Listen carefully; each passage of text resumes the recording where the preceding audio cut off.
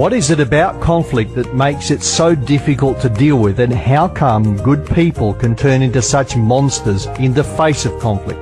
The most common way of dealing with conflict is to avoid it. Some people walk away, others get really upset, wind themselves up and attack, and others just get sick or go on stress leave. In fact, it's amazing what people will do in order to avoid conflict and the emotional stress that comes with it. There is a very clever saying that goes like this: denial is not a river in Egypt. Denial is, however, one of the most common problems when it comes to resolving conflict. When confronted with a tense or difficult conflict, too many people smooth it over, bury their head in the sand, and the conflict goes on for another 1, 2, or 3 weeks, months, or even years in some cases. I want to introduce you to a definition of conflict and then give you a pathway for the resolution of conflict. Before I do, I want to say this. For some people, even the word conflict means warfare, dead bodies and blood on the streets, and it's very common for women and men to see anything less than that as not being in conflict at all. So this is a definition that starts at a very low level, because most conflict starts out as very small upsets and builds and grows into a full-scale battle. So here's the definition.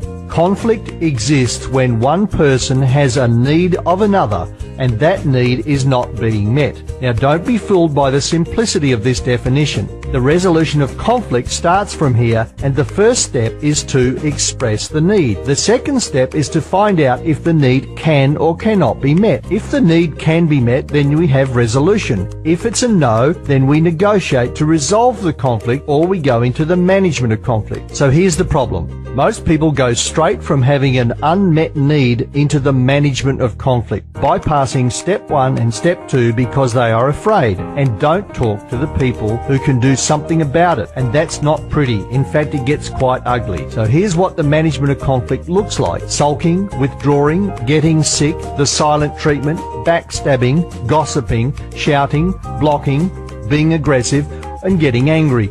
So the resolution of conflict starts with expressing your unmet need and then finding out if your unmet need can or cannot be met. If your conflict has escalated to the stage where it's too tough or sensitive or difficult to handle, then you really need to think seriously about involving a neutral third party to help you mediate the dispute, and we can help you out with that. For more information, please call me, Jeff Muir, on 1300 555 635, or download the Conflict Resolution Survival Guide for Business Leaders. We offer you a free confidential telephone consultation to help you work out what to do next.